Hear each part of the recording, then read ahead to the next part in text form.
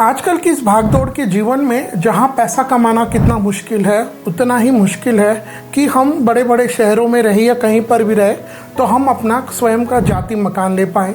ठीक है, जाति मकान तो जिसके ऊपर उनके पितरों की कृपा है, उनके देवी देवताओं का आशीर्वाद है और जिनके कुंडली के ग्रह गोचर ट्रांसिस दशा अंतर्दशा सब अच्छी चलती है, वैसे लोग ले सकते हैं। लेकिन काफ़ी लोगों को अपने किराए के मकान से, रेंटल से भी सेटिस्फाई करना पड़ता है। या कई लोग ऐसा भी होता है कि अपना जाति मकान तो ले लिया है लेकिन वो टेम्पररी एक किराए के मकान में लेते हैं जब तक वो अपना मकान बन रहा है तब तक भी। लेकिन हमारे शास्त्रकार कहते हैं चाहे आप जाति मकान में रह रहे हो या अपना स्वयं का मकान ले रहे हो उसमें, या फिर अगर आप किराए में भी शिफ्ट हो रहे हो, किराए में जा रहे हो, तब भी हमें अच्छे मुहूर्त पर हमारा वह किराए का मकान है उसमें भी हमें अच्छे मुहूर्त, अच्छा समय देखकर ही प्रवेश करना चाहिए। क्योंकि जब हम अच्छे मुहूर्त पर प्रवेश करते हैं, अच्छा मुहूर्त पर हम किराए के मकान में जाते हैं तो ठीक है, कुछ साल हम किराए का मकान लेंगे, उसके बाद अगर हम अच्छे मुहूर्त में जाते हैं, हम अच्छे से धनार्जन करते हैं तो भगवान की कृपा होने पर, हमारे देवी देवता पितरों का आशीर्वाद होने पर हम अपना स्वयं का खुद का जाति मकान भी तो ले सकते हैं। लेकिन जाति मकान की नींव हमारे किराए के मकान से ही एक्चुअली रखी जाती है। तो शास्त्र कहते हैं कि जितना महत्व हमें हमारे जाति मकान के गृह प्रवेश करने का है, अच्छा मुहूर्त हम देखते हैं, उतना ही अच्छा मुहूर्त हमें हमारे किराए के मकान का भी देखना चाहिए। क्योंकि हमारे शास्त्रों में एक सूक्त आता है जहाँ कहते हैं यत्र वास तत्र भाग्य, यानी जहाँ हम रहते हैं वहाँ पर हमारे भाग्य का निर्माण भी होता है। तो हम चाहते हैं कि हम किराए से बहुत जल्दी अपने जाति मकान में शिफ्ट हो जाए।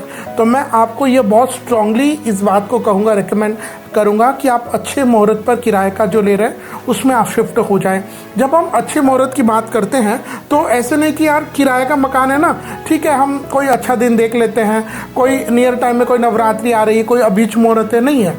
हम अच्छे योग्य विद्वान पंडित जी से मिले और उनको हम अपना नाम आदि बता करके फिर वो दिशा निर्देश दें, उसके हिसाब से हमें अपने किराए के मकान में प्रवेश करना चाहिए। जब आप किराए के मकान में प्रवेश कर रहे हो, 2-3 बातों का बहुत ज़्यादा ध्यान रखिएगा। भले ही आप किराए के मकान में रह रहे हो, but I would highly recommend कि अगर बहुत ज़्यादा संभव हो तो आप अच्छे योग्य पंडित जी को पहले बताएं जो वास्तु के जानकार हो। आजकल के कंटेंट क्रिएटर्स नहीं, जो प्रोफेशनली, जिनके ऊपर देवी देवताओं की कृपा है, जिनकी मतलब उस जगह की ऊर्जा को वो महसूस कर पाएँ, ऐसे योग्य विद्वान पंडित जी को बुला करके आप पहले वहाँ के इंटरनल स्ट्रक्चर का वास्तु दिखाएं। और जब पंडित जी यस कह दें तो फिर आप अच्छे मुहूर्त पर हमें अपने उस किराए के मकान में प्रवेश करना चाहिए। किराए के मकान में जब आप प्रवेश कर रहे हैं तो वहाँ पर अंदर जाते समय आप अपने हाथ में कलश रखिएगा और उस कलश में आपको जल, सुपारी, सिक्का, आम के पत्ते और नारियल, ये सभी आप लेकर के अपने घर में प्रवेश करना है। उसके बाद साथ साथ में आप लक्ष्मी, गणेश जी, सरस्वती, ये जो देवी देवताओं की मूर्ति है इनको भी आप अपने साथ में रखें।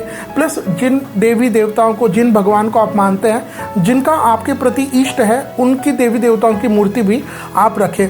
और घर का जो ईशान कोण है, यानी नॉर्थ ईस्ट डायरेक्शन है, सूर्य जिस और उगता है उस दिशा में आप अपने मंदिर को बनाइए।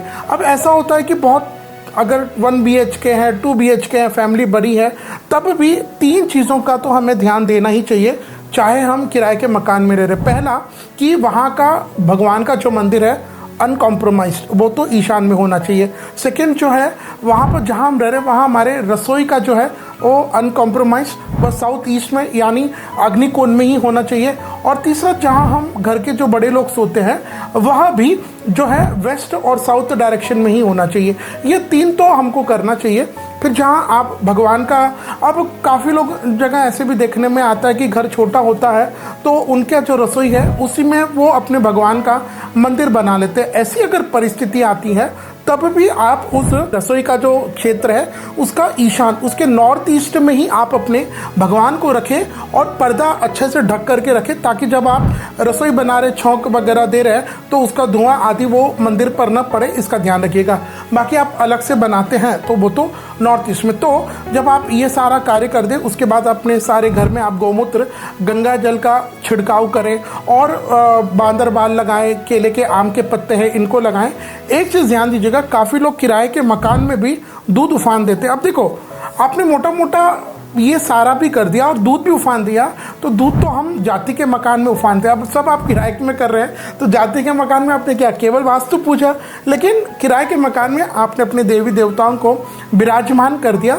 उसके बाद उनको आप माला आदि पहनाए, कुंकु चावल ये सब अर्पित करें, प्रसाद भोग लगाए, और वहाँ पर बैठ करके जो भी भगवान को आप मानते हैं, आपके जो भी इष्ट है, देवी देवता है, उनका आप नाम स्मरण करें वहाँ बैठ करके। देखो, जब आप किराए के मकान में प्रवेश कर रहे हैं तो किन तिथियों में हमें किराए के मकान में भी प्रवेश नहीं करना चाहिए, उसमें शास्त्र कहते हैं चतुर्थी, नवमी, चतुर्दशी, अमावस्या, इनको हमको बिल्कुल भी अवॉइड कर देना चाहिए। अब कौन से नक्षत्र अच्छे रहते हैं, तो नक्षत्रों में शास्त्रकार कहते हैं कि रोहिणी, मृगशिरा, तीनों, उत्तरा, हस्त, चित्रा, अनुराधा, रेवती, पुष्य नक्षत्र, ये नक्षत्र किराए के मकान में प्रवेश करने के लिए ठीक रहते हैं। तो आइए अब हम बात करते हैं साल 2026 में अगर आप भी अपने किराए के मकान में जा रहे हैं तो उसके लिए शुभ मुहूर्त कौन से रहेंगे। देखिए, अभी ये जो मैं किराए के मकान में प्रवेश करने के मुहूर्त दे रहा हूँ, ये कॉमन सभी के लिए हो सकते हैं, लेकिन आप चाहते हैं कि ऐसा कोई मुहूर्त मिले कि भाई आप किराए के मकान में बस कुछ दिन रह करके ऐसे आप धनार्जन करें, धन कमाएं कि आप बहुत जल्दी अपने जाति मकान में प्रवेश कर लें,